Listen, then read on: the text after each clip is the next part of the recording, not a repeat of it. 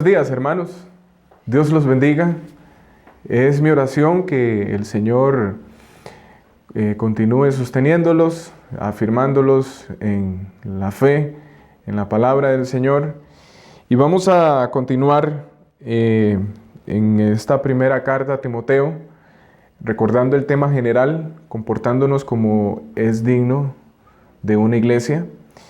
Y ahora estamos en el capítulo 4 y después de haber visto los versículos 1 al 5, viendo cómo el apóstol Pablo daba advertencia a Timoteo, el Espíritu Santo, revelándole al apóstol Pablo y confirmándole lo que ya le había revelado, por ejemplo, en Hechos capítulo 20, cuando él se reúne con los pastores de Éfeso en Mileto, y donde él había dado advertencia, había profetizado el comportamiento que iban a tener muchas personas dentro de la iglesia. Y ahora, en el capítulo 4, Pablo le dice a Timoteo, ya estamos viendo la manifestación de esta apostasía, que también en primera a los tesalonicenses, Pablo habla hablando acerca del regreso de Jesucristo, y él dice que el Señor no vendría hasta que se manifestara la apostasía. Y aquí es lo que hemos estado viendo, cumpliéndose esto en la iglesia. Ahora, Pablo no se quedó ahí. Pablo no se quedó en la advertencia denunciando el comportamiento apóstata en algunas personas, sino que también él da instrucciones de cómo se debía hacer frente a la apostasía. Vamos a leer ahora versículos 6 al 16 y vamos a estar viendo cuáles son, cómo es que la iglesia debe comportarse, pensando en el propósito general o principal de esta carta de 1 Timoteo, donde Pablo le dice a Timoteo, te escribo para que sepas cómo debes conducirte, cómo debes comportarte en la casa de Dios, que es la iglesia, columna y baluarte de la verdad. Ahora, del versículo 6 en adelante de este capítulo 4, podríamos aquí mencionar capítulo 5, capítulo 6, Pablo le dice ahora a Timoteo y a la iglesia en Éfeso y a los líderes que estaban allá, las maneras prácticas, cómo poner en práctica la doctrina. Entonces vamos a leer estos pasajes. Primero vamos a orar al Señor para encomendarnos en sus manos y luego entrar a considerar, a meditar, a pensar en estas indicaciones que Pablo le da ahora a Timoteo. Padre Celestial, estamos ante tu presencia en esta mañana, agradeciéndote, Señor, por lo bueno que tú has sido con nosotros, por cómo tú nos has guardado de nosotros mismos, de nuestros pecados. En medio de las tentaciones, tú nos has dado la sabiduría para poder estar firmes. Nos das tu Santo Espíritu también para poder ser amonestados, ser guiados por Él. Y también, Señor, queremos agradecerte porque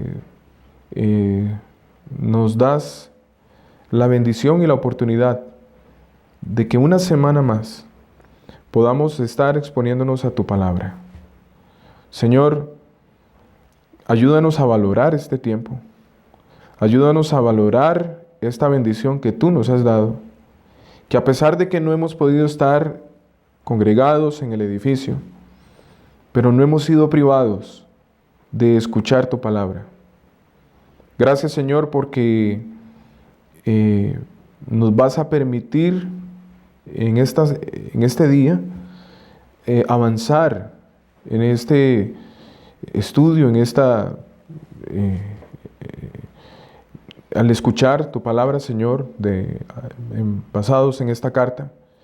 Y pedimos entonces, oh Dios, tu bendición, aquella bendición que nos va a llevar a conocerte más, a crecer más en tu palabra, a conocerte más, para saber entonces como iglesia cómo conducirnos, cómo comportarnos en la iglesia, oh Dios. Gracias porque no nos has dejado abandonados. Y pedimos, oh Dios, que tu Santo Espíritu pueda abrir nuestro corazón, nuestra mente, disponer nuestro ser para escuchar tu voz, oh Dios. Y pido, Dios, que tú me guíes y me des el poder de tu Santo Espíritu para presentar de manera clara y convincente estas verdades a las cuales vamos a exponernos en esta mañana. Oramos en el nombre de nuestro Señor y Salvador Jesucristo. Amén. Leemos entonces 1 Timoteo capítulo 4 versículos 6 al 16. Si esto enseñas a los hermanos, serás buen ministro de Jesucristo, nutrido con las palabras de la fe y de la buena doctrina que has seguido. Desecha las fábulas profanas y de viejas. Ejercítate para la piedad, porque el ejercicio corporal para poco es provechoso, pero la piedad para todo aprovecha, pues tiene promesa de esta vida presente y de la venidera. Palabra fiel es esta, y digna de ser recibida por todos, que por esto mismo trabajamos y sufrimos oprobios, porque esperamos en el Dios viviente, que es el Salvador de todos los hombres, mayormente de los que creen. Esto manda y enseña. Ninguno tenga en poco tu juventud, sino sé ejemplo de los creyentes en palabra, conducta, amor, espíritu, fe y pureza. Entre tanto que voy, ocúpate en la lectura, la exhortación y la enseñanza. No descuides el don que hay en ti, que te fue dado mediante profecía con la imposición de las manos del presbiterio.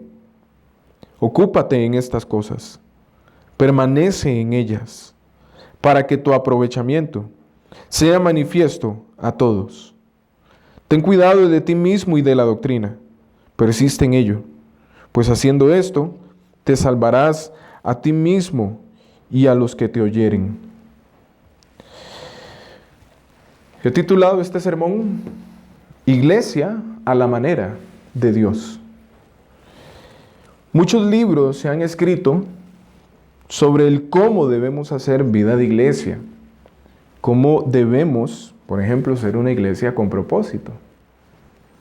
Muchos de esos libros se especializan más en dar mecanismos o herramientas pero dirigidas a las metodologías que tienen un tinte más mercadólogo que eclesiástico. En estos libros o enseñanzas se nos presentan estrategias al mejor estilo del marketing comercial y no como la iglesia de Cristo.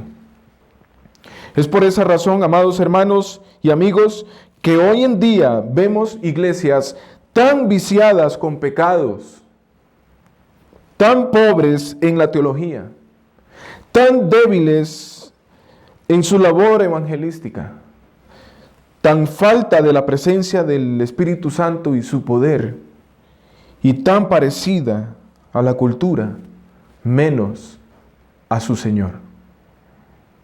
Tenemos una iglesia prostituida con los ídolos de la cultura, donde tenemos a Cristo como nuestro Dios, ¿sí? Cada domingo lo exaltamos, cada domingo entonamos cantos, cada domingo escuchamos la palabra, y entre semana tenemos algún culto, algún estudio bíblico para exaltar a Cristo, para reconocerlo como Señor, pero a la par de Él tenemos nuestros pensamientos, nuestras opiniones, nuestros gustos y conjeturas, como si fueran también divinos, exaltando entre semana o cuando no estamos en ese tiempo litúrgico o religioso, estamos viviendo para nuestros pensamientos, para nuestras opiniones, para nuestros gustos y conjeturas. Timoteo debía advertir a los hermanos del peligro venidero. Debía señalarles que el comportamiento de algunos, no pocos, eran muchos, sería el resultado de algunos errores que en forma inicial se estaban manifestando en este momento, en que Pablo escribía aquella carta. Pero en su desarrollo completo se iba a manifestar en el futuro. Y precisamente, conversando con un hermano acerca de la apostasía, y este tema que pues fue muy iluminador, ver cómo a la luz de primera a los tesalonicenses, cuando Pablo le advierte a los tesalonicenses que el Señor no iba a aparecer sin que antes se manifestara la apostasía. Y ya en el siglo I, en el tiempo de los apóstoles, estaban dando evidencias de esa apostasía. Lo hemos visto en esta primera carta con Himeneo y Alejandro. Hemos visto también cómo Demas dejó la fe cristiana, amando más las cosas del mundo. Y hablando con este hermano precisamente, recordábamos en el siglo II, donde ya un primer hereje estructura la herejía, fue un apóstata en la fe, y este hombre fue Marción. Y a partir de ahí se empezaron a levantar otros hombres estructurando las herejías destructoras, diciendo ellos ser creyentes o ser cristianos, pero abrazando el error. Y esa es la apostasía a la que se refiere Pablo a los tesalonicenses.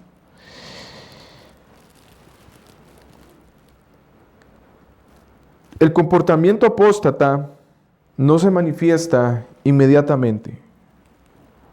Toma tiempo para que se manifieste. Esto lo vimos claramente. Pablo dice, lo podemos ver, o lo vimos la semana pasada, como en Hechos, cuando Pablo se reúne con aquellos pastores en Mileto, los pastores de Éfeso se reúnen en Mileto, y él les dice que van a salir muchos lobos rapaces que no van a perdonar el rebaño, incluso de entre ellos mismos, de entre los mismos pastores. Luego tenemos a Pablo, a los tesalonicenses, advirtiéndoles que iba a venir una apostasía. A los colosenses ya habían ciertos judaizantes que habían abrazado el paganismo. Y ahora a Timoteo le dice, es más claro, esto es más claro, mira, esto es más claro. Y hoy para nosotros es mucho más claro. Hermanos, ninguna iglesia, tenemos que decirlo, lamentablemente ninguna iglesia es libre del comportamiento apóstata. Este se va a manifestar, no inmediatamente, sino que toma tiempo para que se manifieste. Como decía en el sermón pasado, no todos los que pertenecen a la iglesia exteriormente pertenecen a ella interiormente. Muchos están entre nosotros, pero no son de nosotros. Solo basta con el tiempo y escuchar lo que ellos dicen, conocer sus pensamientos, ver su estilo de vida, ver la dinámica que tienen en su vida. Son evidencias, o el tiempo evidencia que son apóstatas, aún diciendo ellos ser cristianos, amar al Señor, pero con sus hechos lo niegan. Y como le dice Pablo a Timoteo en la segunda carta, ellos aparentarán piedad, pero la van a negar. Van a negar la eficacia de esa piedad con su estilo de vida. Entonces Timoteo debía dejar claro a los líderes y a la gente de Éfeso y a sus alrededores lo que el Espíritu había revelado claramente. En primer lugar, versículos 1 al 5, vemos la naturaleza de la falsedad de algunos que se aproximaba entre la comunidad de creyentes. Estos son los apóstatas, viviendo de apariencias, siendo falsos. Pero ahora, en los versículos 6 al 16, Pablo le dice la forma en que él, los pastores, los líderes y la iglesia en general debían combatir esa apostasía. En los versículos 1 al 5 hemos visto los síntomas de la apostasía en la iglesia, viendo la naturaleza del comportamiento de algunos que están en medio de la comunión de los santos. Y ahora veremos cuál es la manera en que la apostasía debe ser combatida.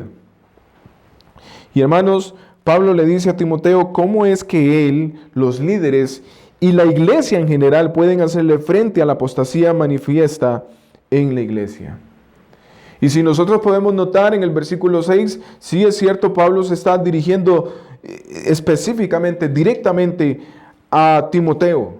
Y le dice que si él enseñaba estas cosas, es decir, enseñaba la doctrina, la manera en que se debía adorar al Señor y la elección sabia, cuidadosa del liderazgo e incluso la denuncia de la falsedad en la iglesia, dice que él sería un buen ministro de Jesucristo.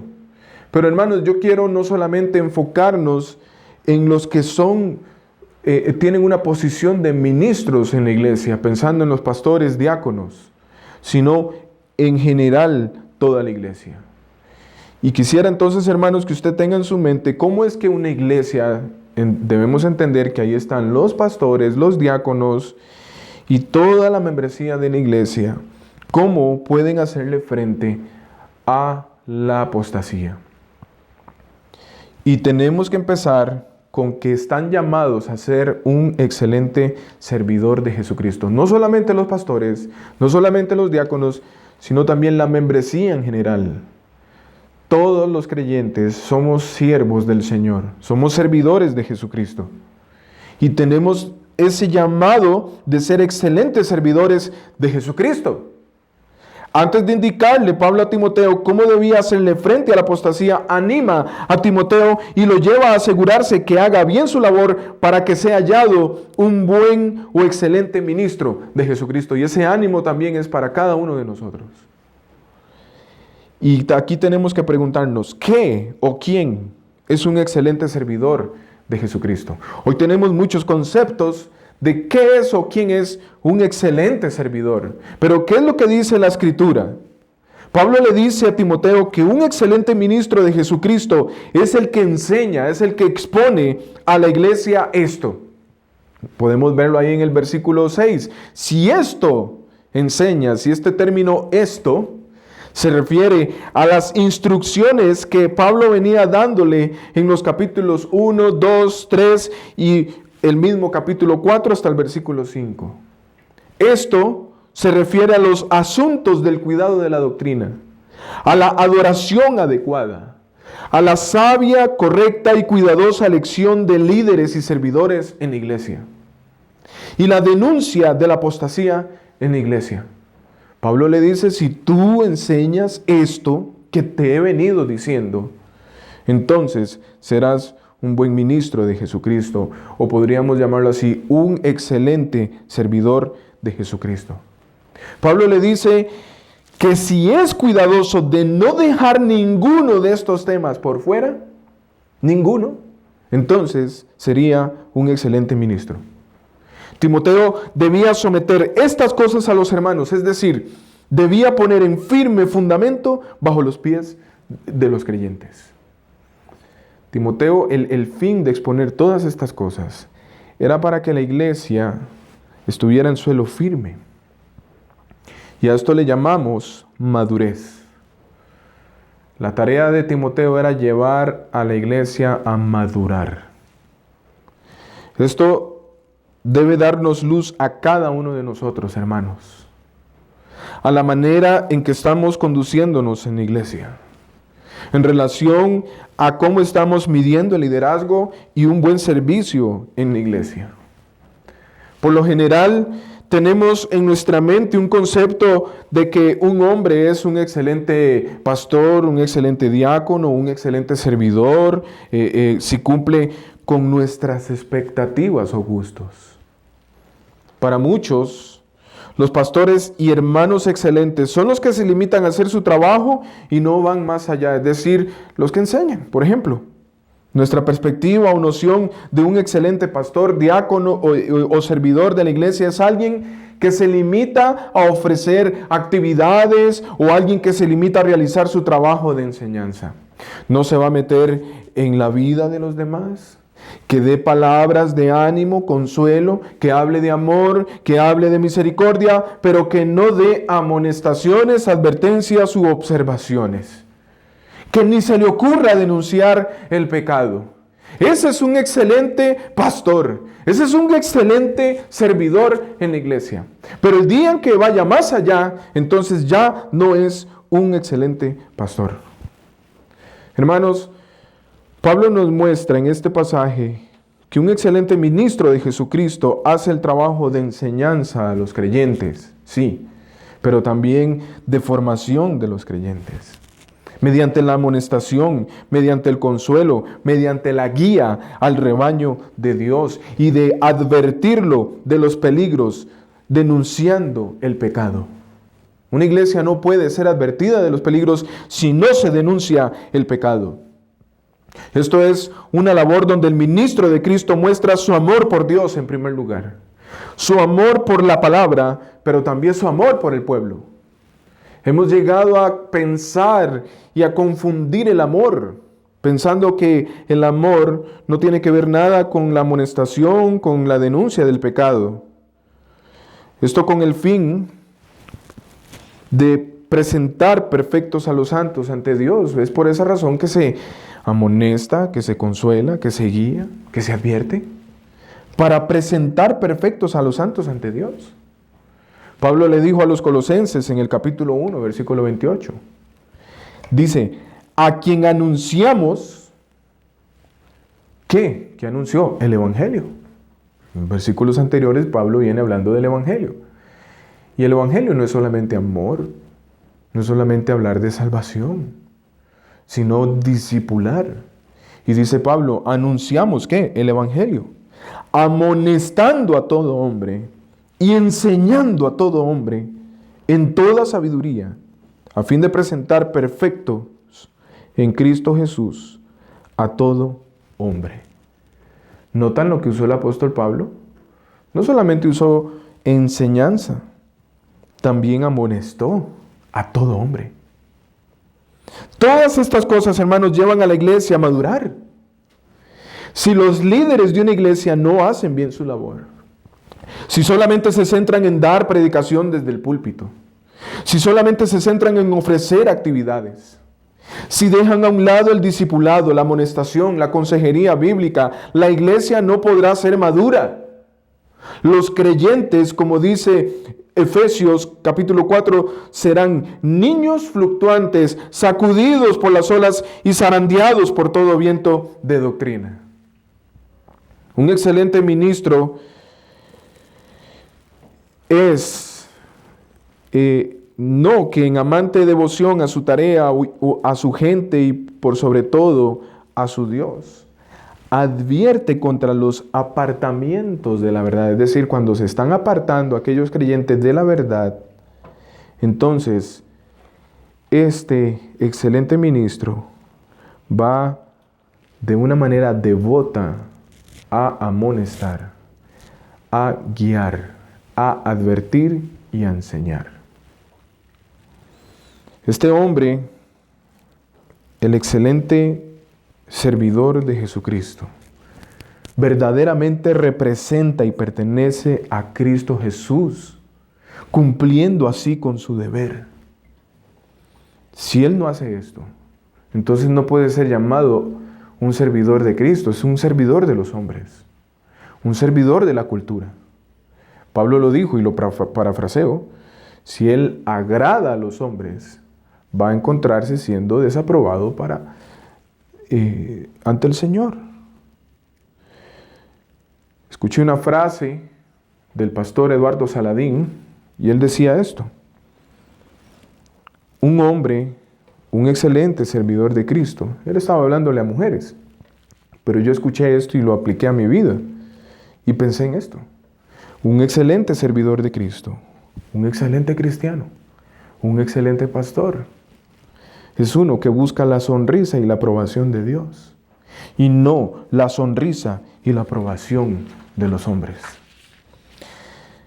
Alarmémonos si este hombre que está aquí, o los otros hombres que Dios levante, u otros hombres en otras iglesias, pastores, servidores, creyentes mismos, están buscando la sonrisa de los hombres y la aprobación de los hombres.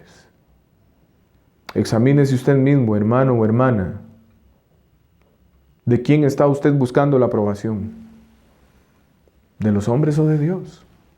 Como creyentes, nosotros estamos llamados a buscar la aprobación de Dios y no de los hombres. Veremos entonces, hermanos, cómo es que Timoteo, los pastores, diáconos, servidores y la iglesia en general, incluso nosotros, le vamos a hacer frente a la apostasía que se está manifestando entre ellos y ya está manifiesta entre nosotros. Estas cosas también se aplican a nosotros. Estas indicaciones son para nosotros también. Y aquí la pregunta es, ¿qué hace un excelente ministro del Señor Jesucristo? Esta es otra pregunta. ¿Qué hace un excelente ministro del Señor Jesucristo? Y vamos a ver, no vamos a ver todo lo que viene en estos versículos del 6 al 16, pero hoy vamos a ver por lo menos 6 cosas que hace un excelente ministro del Señor Jesucristo. Y recuerde, hermano, no estamos limitados a los pastores. La iglesia, cuando veamos el curso de eclesiología, vamos a ver que la iglesia no es o no está limitada a los pastores. Muchos piensan que la iglesia es o son los pastores. Y no, la iglesia son todos aquellos que han creído en el Señor Jesucristo y han sido regenerados, han nacido de nuevo y han puesto su esperanza en Jesucristo. Esos son la iglesia. Y aquí entonces estamos nosotros, cada uno de nosotros, pastores, diáconos y miembros en general de la iglesia. ¿Qué hacemos? ¿Qué hacemos? ¿Qué hacemos los ministros del Señor Jesucristo, los servidores de Cristo? Bueno, en primer lugar, el versículo 6 nos dice que se nutre con las palabras de la fe y de la buena doctrina. Las palabras son las que dan cuerpo a la fe. Obviamente, aquí se refiere a la palabra del Señor y la buena doctrina de la iglesia. La verdadera doctrina cristiana. Hay muchas doctrinas hoy en día, pero hay una sola verdadera. Y esa es la cristiana. Ahora, Pablo posiblemente tenía en mente algunos resúmenes de doctrina, lo que se conocía como dichos fieles y otras formulaciones fijas de la verdad. Hoy nosotros llamamos, teológicamente a esto lo llamamos teología sistemática, teología bíblica, etc. Lo que ha sido considerado por la iglesia de todas las generaciones como buen alimento espiritual. Podríamos también mencionar la doctrina de la Trinidad, la doctrina del Espíritu Santo, la doctrina del Padre, la doctrina y la divinidad de Cristo. La iglesia, hermanos, para fortalecerse y madurar en la fe, debe exponerse al estudio de la palabra de Dios. Por esa razón, la predicación expositiva es lo que debe prevalecer en una iglesia. Y a partir de ahí, todos los temas, todo estudio teológico, cada reflexión y consejería deben estar enriquecidas con la palabra de Dios. Pablo le dijo a los colosenses, la palabra de Cristo more en abundancia en vosotros. Noten, la palabra de Cristo, no las actividades, no lo que enseña la cultura. No la psicología, sino la palabra de Cristo, mora en abundancia en vosotros, enseñándoos y exhortándoos unos a otros en toda sabiduría, cantando con gracia en vuestros corazones al Señor con salmos e himnos y cánticos espirituales. Notemos, hermanos, cómo todo lo que la iglesia haga o diga debe estar gobernado por la palabra de Dios. Deben estar nutridas cada una de las cosas que hace. Deben estar fundamentadas, deben estar nutridas también por la palabra de Dios. Así como los cereales o los suplementos alimenticios son enriquecidos y fortalecidos con vitaminas para cumplir su función en el cuerpo, de la misma manera, todo lo que la iglesia emplee debe fortificarse y debe enriquecerse con la palabra de Dios. Y es importante aclarar aquí, hermanos, que Pablo nos dice qué cosas son las que deben implementarse en la iglesia.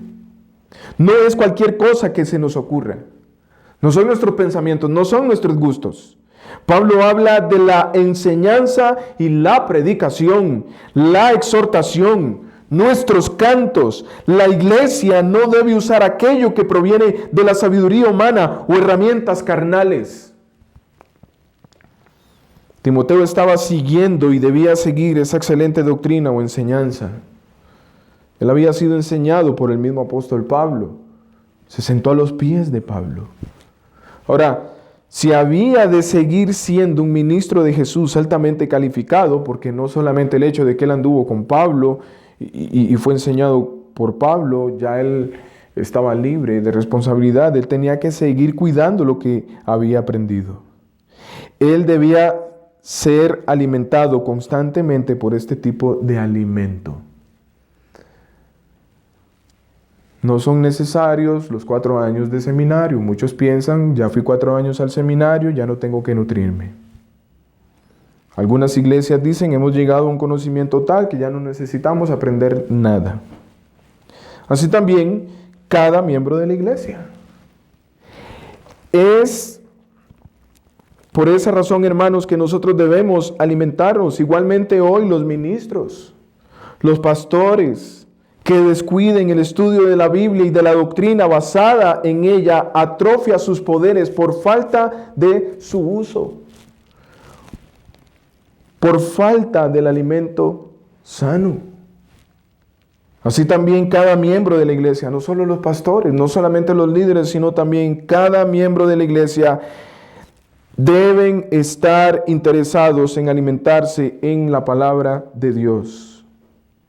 Es alarmante, hermanos, ver que los pastores y los miembros de la iglesia están más interesados en leer libros motivacionales, en estar más tiempo en la televisión, en estar más tiempo en las redes sociales, en ver libros que están dirigidos más hacia el crecimiento en número, en cómo prosperar económicamente, en cómo desarrollar sus habilidades, en cómo estar en la vanguardia de la relevancia, en descubrir el campeón que hay en ellos, en vivir su mejor vida ahora, más que en el conocimiento de Dios y su palabra, los atributos de Dios, la sana eclesiología, los grandes temas de la Biblia,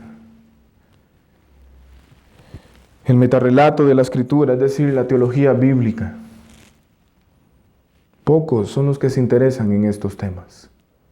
Han llegado a pensar que eso solamente le corresponde a aquellos que son pastores, a aquellos que quieren servir en la iglesia, a aquellos que quieren ir al seminario, pero no a mí como un miembro más de la iglesia. No, esto es para todos, hermanos. Esto es para todos.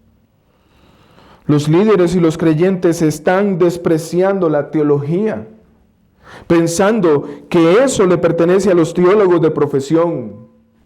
Y de ahí vienen problemas, hermanos. De ahí que la iglesia de Cristo se encuentra débil, susceptible a los engaños, inmadura, repleta de niños espirituales, seducidos por todo tipo de cosas que no tienen nada que ver con la palabra y la sana doctrina. Por esa razón hoy tenemos muchos creyentes entre nosotros que han abrazado más los pensamientos de la cultura y están viviendo más como la cultura que como lo dice la palabra de Dios. Pero ellos dicen ser creyentes maduros. No, hermanos, eso no es así. Si usted no se está nutriendo con las palabras de la fe y la buena doctrina, usted no puede llamarse un cristiano maduro. En segundo lugar, ¿qué hace un excelente ministro, un excelente servidor, una iglesia de Cristo? Desecha o evita las herejías o enseñanzas falsas. Versículo 7. Desecha las fábulas profanas y de viejas. Pablo llama a aquellas herejías fábulas. En el griego estos mitos eran mitos. Y esto había llegado a la iglesia. Estas son las mismas que se mencionan en el capítulo 1, en el versículo 4. Esto lo estuvimos viendo más detalladamente en el capítulo 1, como fábulas y genealogías interminables. Es decir, aquellos falsos maestros se ocupaban por saber de quiénes venían ellos, incluyendo a ángeles. Estaban preocupados, querían saber si venían de Abraham, si venían de algún personaje famoso, de Job. Pero iban más allá. Querían buscar también si provenían de algún ángel. mediante anécdotas judaicas. Y como han dicho muchos teólogos comentando sobre esto, eran mujeres ancianas que le comentaban a sus nietos mitos, historias. Y muchos hombres que estaban dentro de la iglesia tomaron eso como inspiración de Dios y lo usaban para embellecer aquellas falsas enseñanzas. Pablo las denuncia como algo profano, es decir, algo mundano, inmundo, algo que no tiene nada que ver con lo santo. Hoy nosotros podríamos referirnos a todo aquello que está lejos de la verdad o que es extrabíblico. La iglesia de Cristo se ha dejado fascinar por mitos, hombres que hablan más de sus sueños, hombres que hablan más de sus experiencias, hombres que hablan más anécdotas, visiones, revelaciones, a los que ha llevado a honrar y comprometerse más con estas cosas que con la misma palabra de Dios. Una iglesia, hermanos, en donde sus líderes y miembros están comprometidos con la palabra y se alimentan de ella, contundentemente van a rechazar estas cosas. Ni siquiera van a prestar atención a estas cosas. He sabido de organizaciones y pastores que se han identificado por ser ortodoxos, por lo menos en las doctrinas de la Trinidad, de la divinidad de Cristo y la inerrancia e infalibilidad de las Escrituras. Hoy en día están negando esas verdades, llegando aún a negar la divinidad de Cristo, diciendo claramente que Jesús, mientras estuvo en la tierra, no era Dios. Hermanos, estos no llegaron a ese pensamiento de la noche a la mañana, no. Ellos pasaron por toda una serie de cosas, dando aperturas a cosas como sueños, visiones, nuevas revelaciones, y terminaron negando a Jesús como Dios. Este verso, hermanos, nos dice que nosotros no debemos permitirnos tales cosas. No debemos permitirnos tales cosas. En tercer lugar, ¿qué hace un excelente ministro, servidor de Jesucristo, una excelente iglesia? ¿Cómo hacemos iglesia a la manera de Dios? Bueno, nos ejercitamos para la piedad. Nos ejercitamos para la piedad. El versículo 7 dice, ejercítate para la piedad. Pablo continúa con sus observaciones o indicaciones con respecto a la prosperidad espiritual de Timoteo y los medios que deben usar para tal fin. Pablo también le dice que debe ejercitarse para la piedad. La figura que sirve de base para Pablo es la del gimnasio griego. Aquel gimnasio griego comprendía en pistas de carreras, pistas de luchas, pistas de competencias. Era un lugar donde especialmente los jóvenes estaban ahí y no sé por qué estaban así, pero estaban desnudos. Bueno, sí había una razón. Y lo que ellos querían era promover la gracia y el vigor de sus cuerpos por medio de esa preparación física. Ellos estaban dedicados a eso. Esa era la meta de ellos. Mostrar sus habilidades, mostrar su aspecto físico.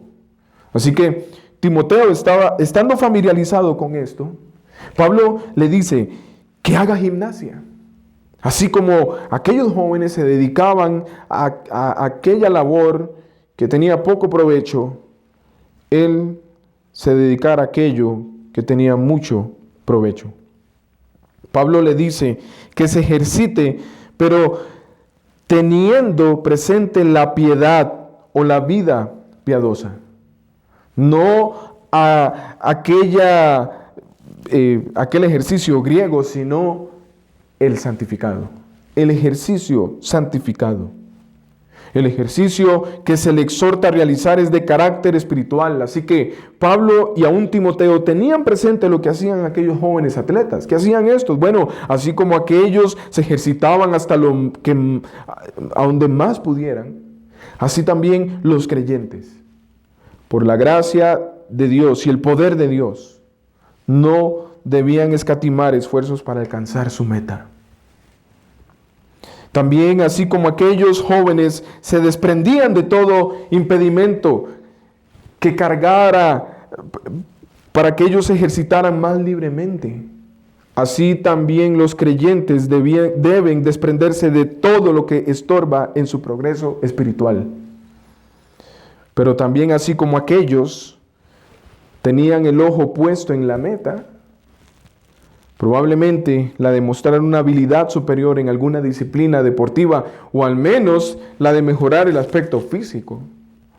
Así también los creyentes deben constantemente apuntar hacia su objetivo espiritual, y esto es la completa dedicación personal a Dios en Cristo.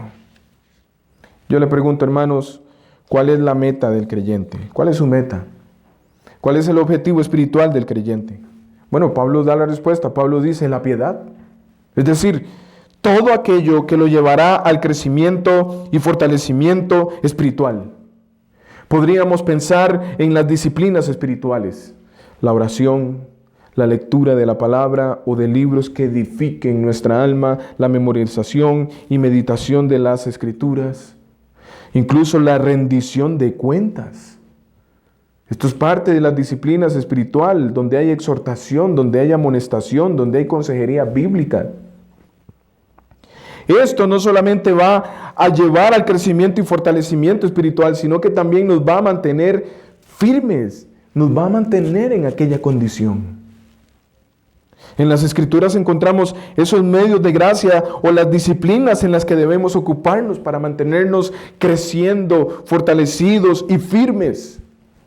El Salmo 119 encontramos preceptos que nos van a llevar a guardar esos dichos para no pecar contra Dios.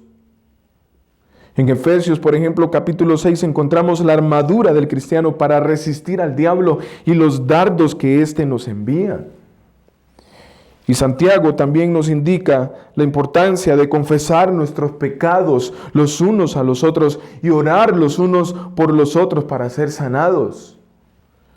Entonces Pablo le dice a Timoteo, otro ejemplo, Pablo le dice a los filipenses que se ocupen de su salvación con temor y temblor. Estas son algunas de las cosas, hermanos, en las que nosotros debemos ejercitarnos para estar firmes. Si usted no está ocupado en estas cosas, usted no se está ejercitando para la piedad. De ahí que usted esté cayendo y recayendo en los mismos pecados. Tiene que examinarse. Usted necesita ejercitarse en estas cosas. ¿Quiere decir Pablo que ejercitarse físicamente está mal? ¿Que nosotros debemos descuidar el ejercicio físico? No, Pablo no está diciendo eso. Pablo de ningún modo está menospreciando el valor del ejercicio físico. Él dice que el ejercicio corporal para poco es provechoso. En el mejor de los casos, esto concede salud, vigor, hermosura física. Esto es bueno y debe ser apreciado. Pero el ejercicio de la piedad concede vida eterna. La esfera del ejercicio físico es más restringida que la esfera del ejercicio espiritual. Lo físico tiene que ver con el presente y aquí. Lo espiritual tiene que ver con el presente también, sí, pero también tiene un alcance mucho mayor, es eterno. La esencia entonces aquí, hermanos, y el contenido de la promesa en esta vida es la comunión con Dios en Cristo. El amor de Dios es derramado en el corazón.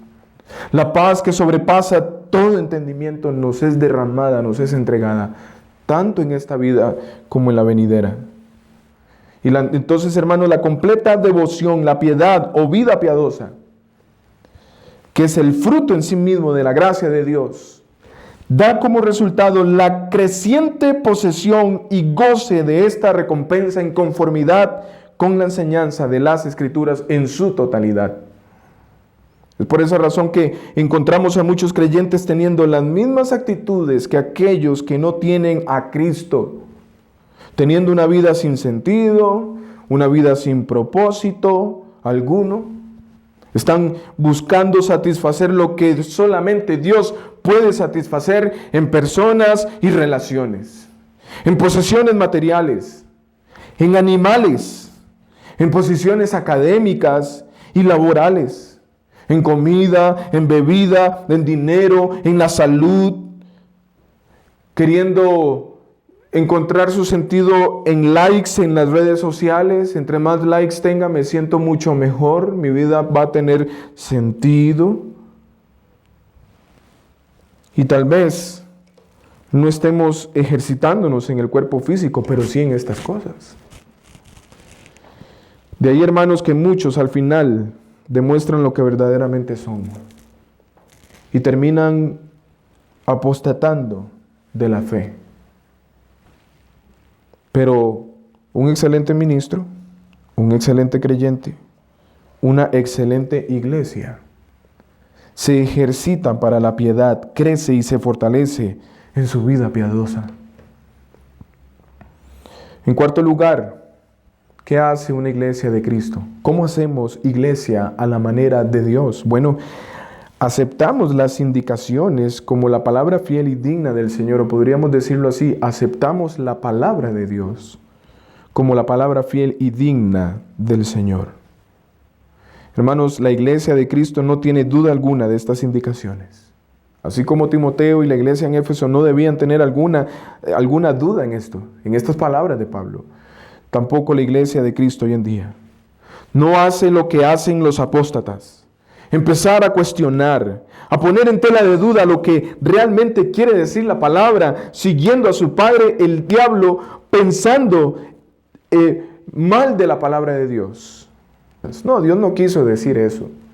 Usted está equivocado. Lo que Dios quiso decir es esto. Estos pastores están equivocados. Esta iglesia está equivocada. Dios no quiso decir eso. Esa es la conducta de un apóstata. Pero un excelente ministro, una iglesia de Cristo, un excelente hijo de Dios, no se atribuye para sí mismo determinar lo que es correcto y lo que no es correcto. Es que reconoce que Dios ya ha determinado lo que es correcto y qué no es correcto y acepta la voluntad de Dios y se somete a ella. Eso es recibir, aceptar la palabra de Dios como palabra fiel y digna del Señor. En quinto lugar, una iglesia que hace iglesia a la manera de Dios trabaja arduamente. Pero no solamente trabaja, sino que también lucha en favor de la verdad. El versículo 10 nos dice que por esto mismo trabajamos y sufrimos oprobios, o luchan, también podría decir. Pablo lo que está comunicando aquí es que la convicción, o es aquella convicción por la verdad de los creyentes, es profunda.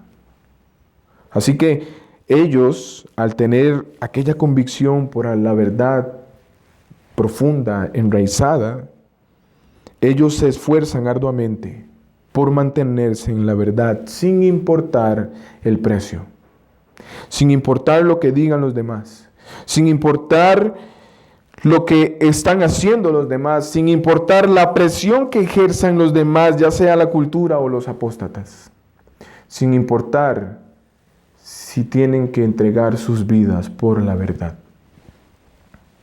El propósito de Pablo, Timoteo, la iglesia de Éfeso y todos los creyentes en general es que todos los hombres de todo el mundo, sean judíos, sean gentiles, escuchen el bendito y verdadero evangelio de salvación y mejor aún, que lo crean y obtengan la vida eterna. Y no quiero entrar en detalles porque no estamos hablando de la soberanía de Dios en la salvación, pero aquí Pablo no se refiere al universalismo de la salvación en los hombres. Pablo se está refiriendo a todos los hombres de todo el mundo. Y ese es el propósito del Evangelio. Alcanzar a los hombres no solamente judíos, sino también gentiles, para que sean salvos. Aquellos creyentes se esforzaban al máximo en el trabajo de llevar el Evangelio, no solamente en palabras, sino también de una manera práctica, aplicándolo a situaciones concretas, advirtiendo, amonestando, ayudando y dando aliento en medio de grandes dificultades. Esto es lo que está diciendo aquí el apóstol Pablo. Esto es lo que debe distinguir a cada iglesia de Cristo, hermanos. Trabaja arduamente, llevando la verdad a los hombres en medio de la mentira. Tanto a creyentes como a no creyentes. Pero no solamente trabaja arduamente así, sino que también lucha, sufre, para que esa verdad prevalezca en medio de la apostasía. ¿Cómo? Bueno, luchando contra aquel espíritu apóstata. Es por esa razón, hermanos, que como iglesia no podemos esperar otra cosa más que hostilidad por parte del mundo. Pero también a la luz del contexto de este capítulo 4, por parte de los apóstatas que se encuentran en el mismo seno de la iglesia. Hablando también con un hermano, decíamos esto, y muchos pastores lo han dicho. Antes, la lucha de la iglesia era contra los de afuera. Afuera estaban los enemigos. Y esto es lo que enseña la Escritura. Y a la luz de Judas, los enemigos ahora están dentro de la iglesia. Son los mismos que están dentro de la iglesia, en el mismo seno de la iglesia. De ahí, hermanos, que los verdaderos discípulos de Cristo, en primer lugar, se esfuerzan, es decir, luchan en la arena espiritual contra las fuerzas de las tinieblas. ¿Para qué? Para sacar a los hombres de las tinieblas a la luz. En segundo lugar, sufren agonías, porque, hermanos, Pablo lo dijo, se lo dijo a Timoteo, que todo aquel que quiera vivir piadosamente va a sufrir persecución, aún dentro de la iglesia. Va a ser tildado como el santurrón, como el legalista, como el aguafiestas. Va a sufrir agonías. Pero esto lo hace no con queja, sino gustosamente. Llevan a cabo esta difícil tarea porque han puesto su esperanza no en ídolos, especialmente los de la cultura, no la aprobación de los hombres, no la sonrisa de los hombres, que no pueden cumplir promesas, pues están muertos, sino en el Dios vivo. Su inspiración, su motivación es la aprobación de Dios y la sonrisa de Dios. Y en último lugar, en sexto lugar, por lo menos hasta esta parte, por tiempo no podemos continuar, pero en sexto lugar, una iglesia va a ser iglesia a la manera de Dios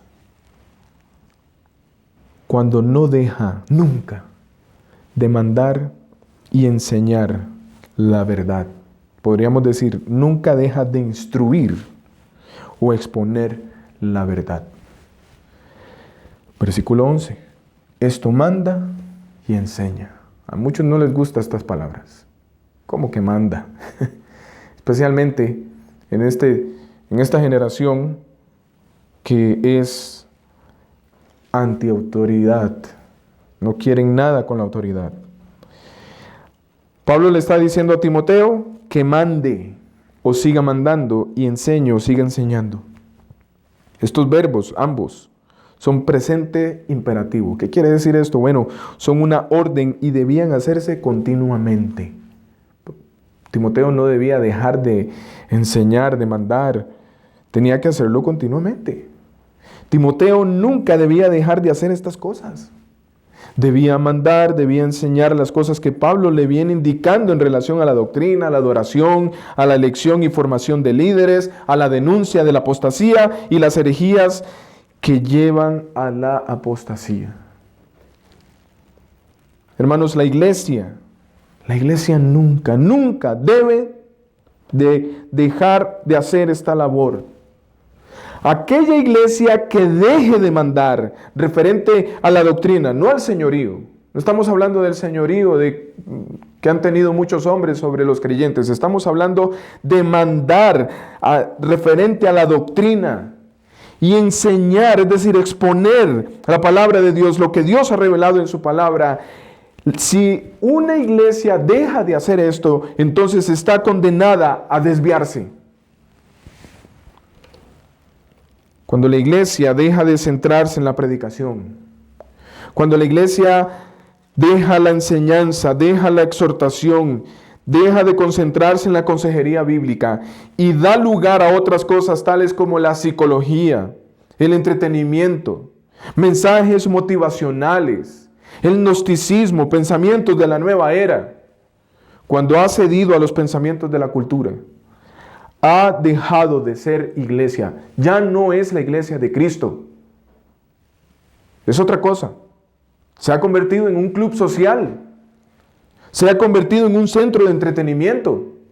Se ha convertido, como dice el libro de Apocalipsis, en una sinagoga de Satanás. Puede tener nombre de que vive, pero está muerta. Puede decir que es reformada, puede decir que es calvinista, puede decir que es bautista, pero si ha dejado la predicación de la palabra, la exhortación, la denuncia del pecado, entonces se ha convertido en una sinagoga de Satanás. Una iglesia así, hermanos, no puede hacerle frente jamás, jamás a las herejías. Y por consiguiente va a caer en apostasía. En conclusión, de manera, hermanos, que si nosotros somos iglesia de Cristo, si queremos saber cómo debemos conducirnos en la casa de Dios, que es la iglesia, columna y baluarte de la verdad, una iglesia de Cristo nunca predica o da lugar a las opiniones, conjeturas, puntos de vista de la cultura o de la propia iglesia. No, eso no prevalece. Esta iglesia de Cristo va a ser iglesia a la manera de Dios cuando predica la poderosa, infalible y suficiente palabra de Dios. Es nuestro deber, hermanos, desde el liderazgo, los servidores y en general la iglesia, de ocuparnos en estas cosas. Nutrirnos con las palabras de la fe y la buena doctrina. Desechar o evitar las enseñanzas falsas. Ejercitarnos para la piedad. Vamos a aceptar las declaraciones bíblicas como palabras fieles y verdaderas del Señor. Vamos a trabajar arduamente y luchar en favor de la verdad. Y nunca vamos a dejar de mandar y enseñar esta verdad. Pase lo que pase, venga lo que venga, digan lo que digan. No vamos a dejar. Estamos obligados a agradar a nuestro Señor. Nos es necesario servir a Dios antes que a los hombres. Recuerda esa frase. No la olvide. Es mejor recibir la sonrisa y la aprobación de Dios que la sonrisa y la aprobación de los hombres. ¿Cómo está usted como creyente? ¿Está usted dedicándose a estas cosas? ¿O usted se ha descuidado tanto que parece alguien de la cultura? Usted está más preocupado por el programa de televisión, está más preocupado por Netflix, está más preocupado por su comida, por su cuerpo, y no por ejercitarse en la piedad. Usted, vuelvo a mencionarlo como lo mencioné en el sermón pasado, usted es carne para buitres. Usted es una presa fácil para la apostasía.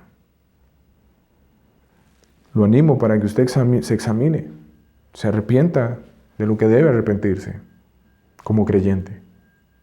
Pero puede ser que usted no sea ni creyente. Simpatiza con la fe, simpatiza con el cristianismo, simpatiza con la palabra de Dios, pero verdaderamente no hay frutos de arrepentimiento en su vida. Probablemente usted no está en Cristo. Necesita creer en Él, necesita poner verdaderamente su esperanza en Cristo. Examínese.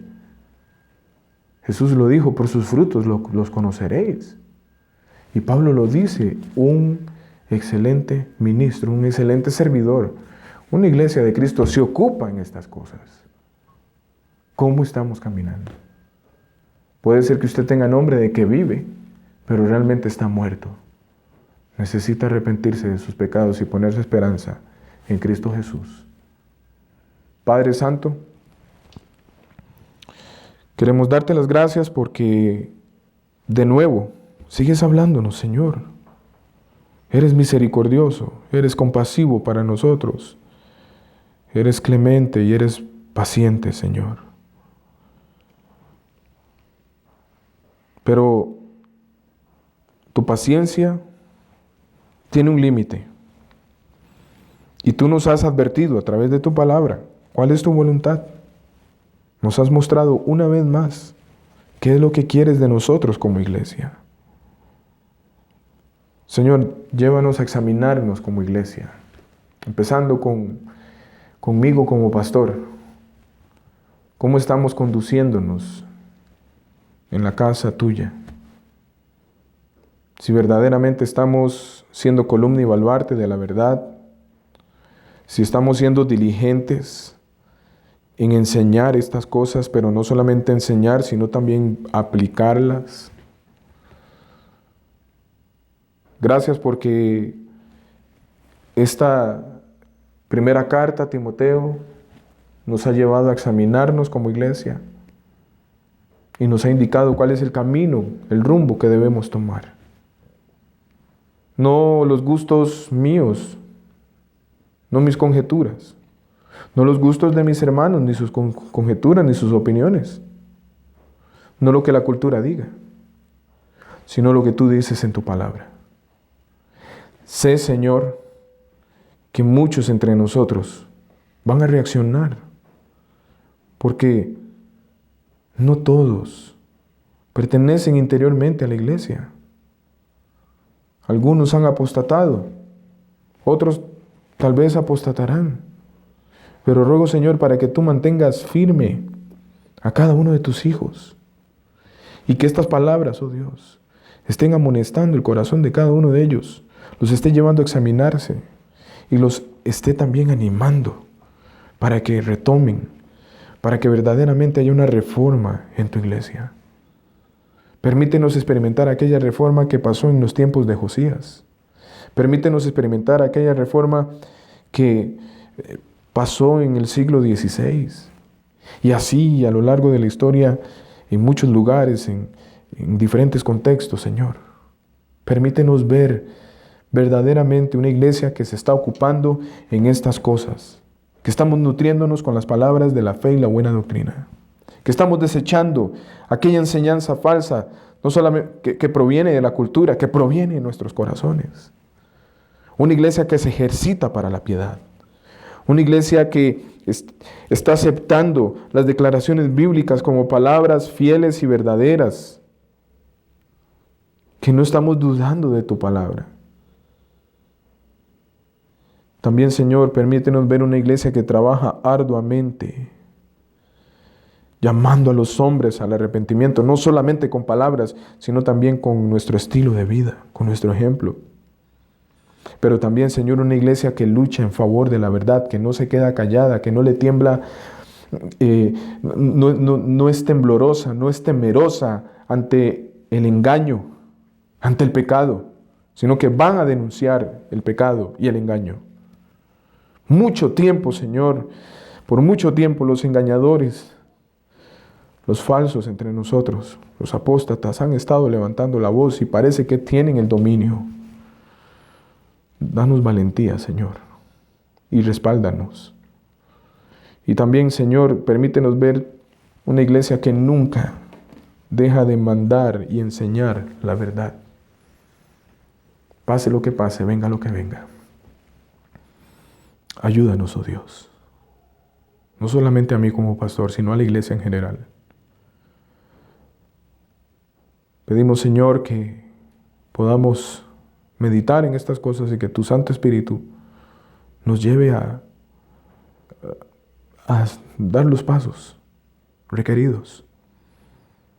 Te damos las gracias en el nombre de Cristo Jesús. Amén.